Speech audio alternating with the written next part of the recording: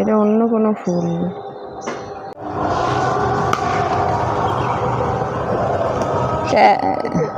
আর ল্যাপটপে আমি দেখছে দুজনা মিলে। আচ্ছা, যখন আমরা বৃন্দাবনের কোনো দৃশ্য দেখি ঠিক এরকমভাবে যেন একে অপরকে জড়িয়ে ধরে বসে আছে গাছগুলো। বৃন্দাবনে যেমন দেখতে পাওয়া যায় এরকমভাবে, এরকম দৃশ্য বৃন্দাবনে বেশিরভাগ ক্ষেত্রে দেখা যায়। আমাদের সোসাইটির এই জায়গাটা হচ্ছে বৃন্দাবন। এখানের এই গাছটা দেখুন, এই গাছটা এখান থেকে এইরকমভাবে যে ছড়িয়েছে। আমি বৃন্দাবনে যাইনি কখনো, তবে এই জায়গাটা আসলে মনে হয় যেন আমি বৃন্দাবনে আছি। খুব ভালো লাগে জায়গাটা। আমি ভাবলাম যখন আজকে সকালবেলা ওয়াকিংয়ে বেরিয়েছি আপনাদেরকেও এই দৃশ্যটা দেখাই। খুবই ভালো লাগছে জায়গাটা। আর ওইখানে গাছে একটা গাছ আছে, দাঁড়ান আপনাদেরকে ওই জায়গাটা থেকেও ঘুরিয়ে আনি। ওখানে কিন্তু খুব সুন্দর আমের ফুলের গাছ হয়ে আছে, ওটাও দেখাবো। প্রায় কাছাকাছি চলে এসেছি গাছের জায়গাটা, একটু কাছে যাই, দাঁড়ান, চলে এসেছি। এই দেখুন, এই যে এই ফুলের গাছটা, এটা ঠিক কতটা মনে হচ্ছে না পলাশ ফুল, কিন্তু অ্যাকচুয়ালি এটা পলাশ ফুল নয়। আমি ঘুরিয়ে ক্যামেরাটা দেখাচ্ছি এটা কি ফুল।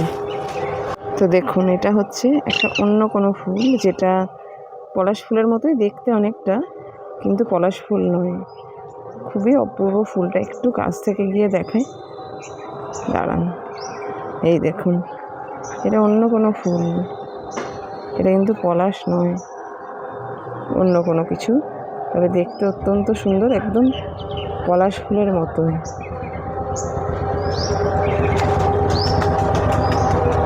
এখন যেহেতু খেলার মাঠ ফাঁকা আছে, উঠছি অনেক দিন পর, পরীক্ষার পরে নিচে খেলতে আসতে পেরেছে, তো তাই জন্য পুরো ফাঁকা মাঠ। এখন ওর বাবা ওকে ক্রিকেট প্র্যাকটিস করাচ্ছে।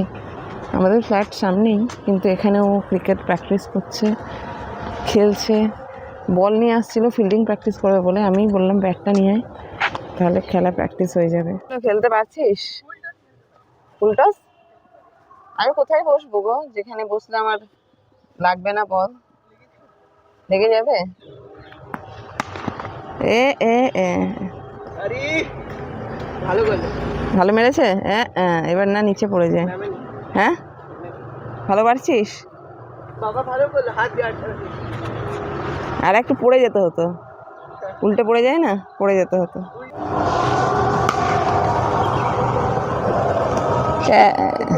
Catch miss, match miss. তো আমরা বেরিয়েছি আমাদের নিজস্ব একটা কাজে, দুর্গাপুর দিয়ে আরও ভেতর দিয়ে কাজ আছে। আমার শ্বশুরবাড়ির তরফ থেকে ওদের বাড়িতে কেউ এসছে, তারই কাজ আছে। তো যখন গাড়িটায় যাচ্ছিলো তো ভাবলাম যে ওরা ওখানেই আছে, তো ওরা বলেছিল যে চলে আসবি, একসাথে ওই জায়গাটায় যাব। তো আমরা এখান থেকে বেরিয়েছি, ওরা দুর্গাপুর থেকে বেরোবে, তো সেই জন্য এখন আমরা বেরিয়েছি। আমরা প্রায় বেরিয়েছি ওই ধরুন 1:30 থেকে 2 নাগাদ। আর পৌঁছাতে কটা বেজেছে আমি জানি না, কারণ কি আমি সম্পূর্ণ ঘুমিয়ে গেছিলাম কিছুটা রাস্তা যাওয়ার পরে। আমার এই একটা হ্যাবিট খারাপ আছে, আমি ঘুমিয়ে যাই। তো যে জায়গাটা এসছে সেটা দেখায়। দেখা মিষ্টি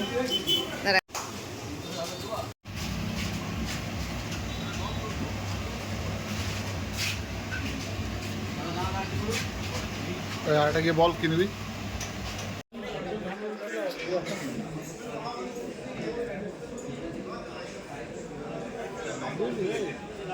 তারপরে ফাইন্যান্স করতে গিয়ে কত নাটক হয়ে থাকে, ফাইন্যান্স করে না। আমি চাইছিলাম 35-36 হাজার টাকা মতো হলে 10-15 হাজার টাকা ডাউন পেমেন্ট। বেশ কদিন হলো ল্যাপটপ দেখার জন্য ঘুরছি আসছি, ওনারাই দিতে পারছেন না, কারণ কি ওনাদের স্টকে নেই যেটা আমরা পছন্দ করেছি। তো আজকে গেছে, ল্যাপটপটা অলরেডি বর্ধমান অবধি চলে এসছে, কিন্তু এখানে ফিজিক্যালি কালকে আসবে, তাই আমরা এখন এখানে দাঁড়িয়ে আছি। আর জানি না যে কতক্ষণ পর অন্য ল্যাপটপ দেখাবে, কারণ ওনারা আমাদেরকে দেখাচ্ছেন যেটা খুব একটা পছন্দ হচ্ছে না। এদিক ওদিক ঘুরছি, দেখছি, বসে আছি, ক্লান্ত হয়ে যাচ্ছি মাঝে মধ্যে।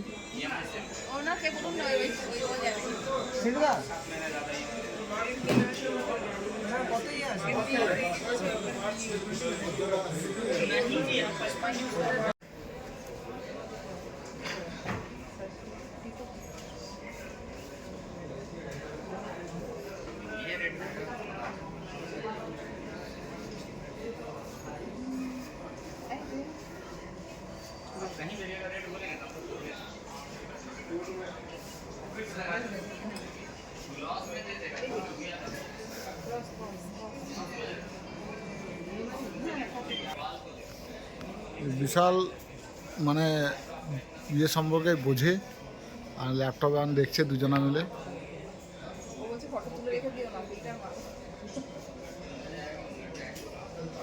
খুব বোঝে। আছে তো।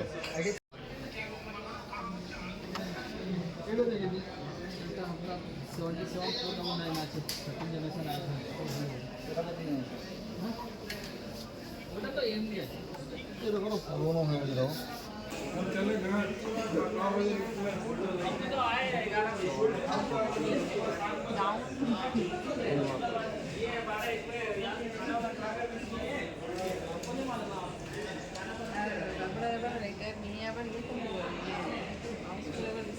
তো আমরা এখানে ল্যাপটপের জন্য এসেছি, প্রায় 3 ঘন্টা হয়ে গেছে। এখন যেটা আসছে সেটার বদলে আমরা অন্যান্য ল্যাপটপও দেখছি, যদি পছন্দ হয়ে যায় তো সেগুলো নিয়ে নেব। কিন্তু ব্যাপার হচ্ছে যে সেগুলোর মধ্যে ওনারা যা দাম বলছেন বা আমাদের সাথে অনেক সময় হয়তো পোষাচ্ছে না, তো সেই জন্য বিভিন্ন রকম দেখা হচ্ছে। এই করে কি হবে, 3 ঘন্টা আমাদের পার্কিং দিতে হবে এখন। আর এই ল্যাপটপটা মানে লাস্ট অবধি পছন্দ হয়েছে, এটার দাম 98,000। এখন দেখা যাক, আজকে তো নেওয়া হবে না, কালকে হয়তো দেখা যাবে। তো কি করা যায় না করা যায় এখন দেখছি, জাস্ট দেখা হচ্ছে, বাড়ি যাচ্ছি। ব্লগটা যদি ভালো লাগে like comment share and subscribe করে দেবেন। Thank you.